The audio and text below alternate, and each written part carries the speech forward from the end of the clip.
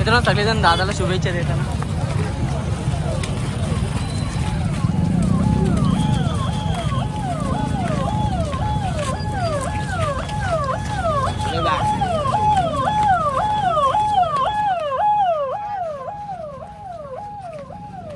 सुंदर असं भव्य दिव्य श्रीनाथ केसरी मैदान संपन्न होते कोड्याच्या माळावरती आणि आपल्या समवेत प्रसिद्ध बैलगाडी मालक राहुलभाई पाटील आडवली कल्याण आहेत. राहुलभाई नमस्ते. नमस्ते. काय सांगाल दादा, तुम्ही थोडस हे दिसतंय आज, काय सांगाल? एवढं पब्लिक फेस केलं का कधी? का बरं पहिल्यांदा गटालाच का थकला?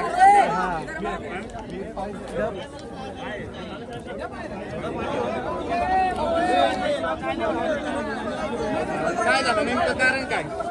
थकण्याचं कारण काय? एवढं गर्दी खूप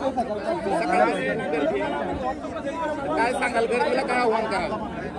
काही नाही आव्हान करू शकत. प्रेम आहे तेवढं. काय सांगाल? आज त्या गाडीचं नियोजन करण्यात आलं होतं, सुंदर अशी गाडी पळाली, त्याविषयी काय सांगाल? आज छोटासा पिल्लू घेऊन आज मथुरमध्ये आज आम्ही पळवलेलो आहे. आनंद वाटतो त्या गोष्टीचा. प्रत्येक वेळेस प्रत्येक जण टॉपचा पैरा करत असतो, पण अक्षरशः त्या मालकांना पण वाटला नव्हता मथुरचा पीक झालाय म्हणून. आदल्या 2 दिवसाआधी बोलतात का दादा नक्की पैरा आहे की आमचा पैरा नाही आहे, असा त्यांनी कॉल केला होता. मी बोललो नाही, आम्ही शब्दाला कायम आहे, दिला केला पैरा केला पहिला, एकदा संपला विषय. दादा हाताला काय झालंय? काय ना मागे थोडासा लागला होता.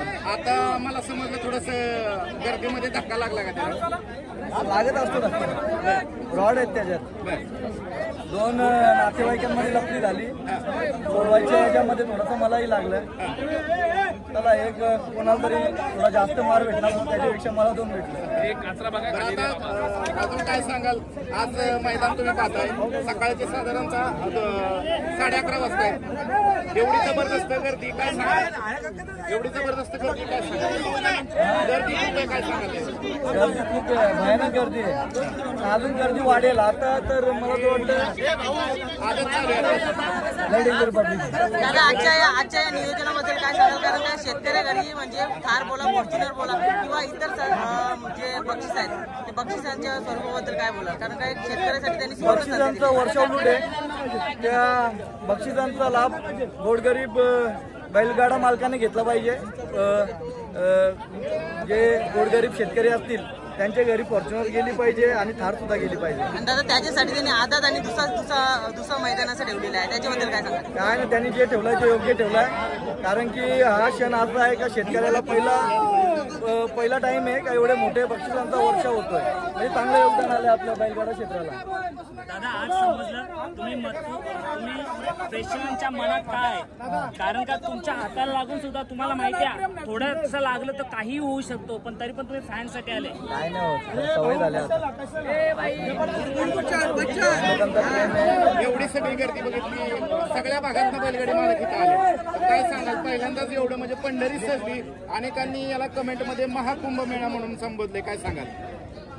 खरोखर महाकुंभ मेळावा आहे, कारण की समोर नदी आहे, त्या नदीमुळे अजून या मैदानाला म्हणजे एकदम शोभणूक वाढलेली दिसते.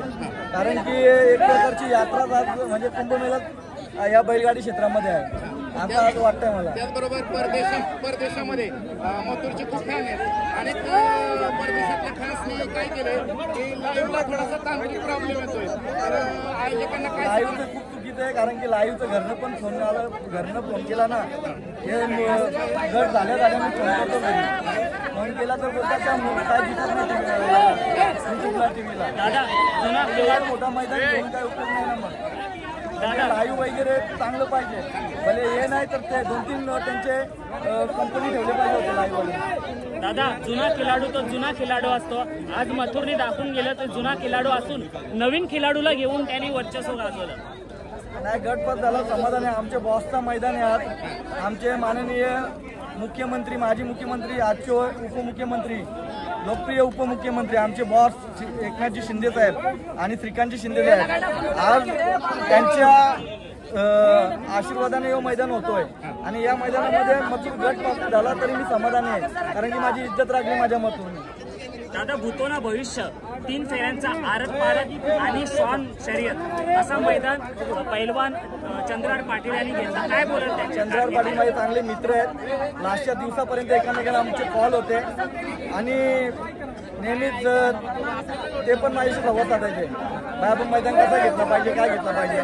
मी स्वतःहून त्यांना सांगितलं होतं ओपनचं मैदान केला 200च्या वरती गाड्या होणार नाही. एक आजाद एक दुसरा असा गट करा.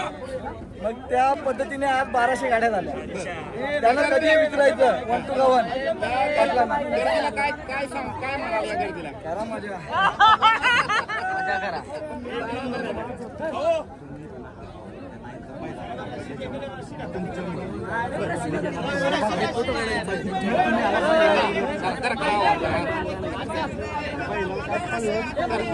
कोणाला काहीतरी म्हणलं ना इथनं हालत म्हणलं कारण की इथं प्रेमाचं हे करतो तुम्ही.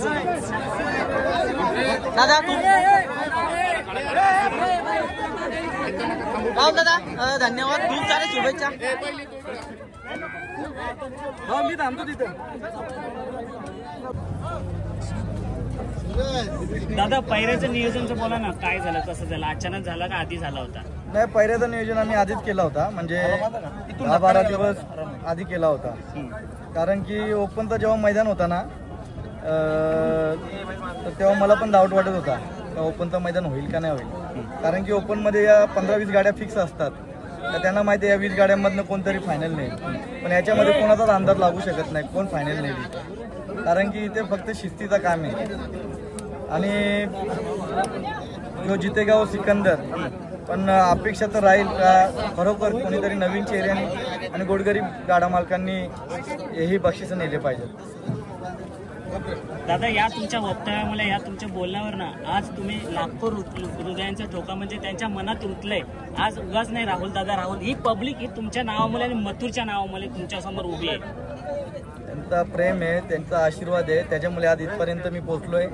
आणि जर आपला स्वभाव चांगला असला तर नक्कीच त्या स्वभावामुळे आणि त्या प्रामाणिकपणामुळे आपल्याला सगळ्यांचा प्रेम आणि आशीर्वाद भेटत असतो. दादा आज सगळे नंदी बऱ्याच लांब आलेत. म्हणजे तसं पाहायला गेलं तर मैदान होत असतात पण इतर ठिकाणी मैदानाचं अंतर कमी असते.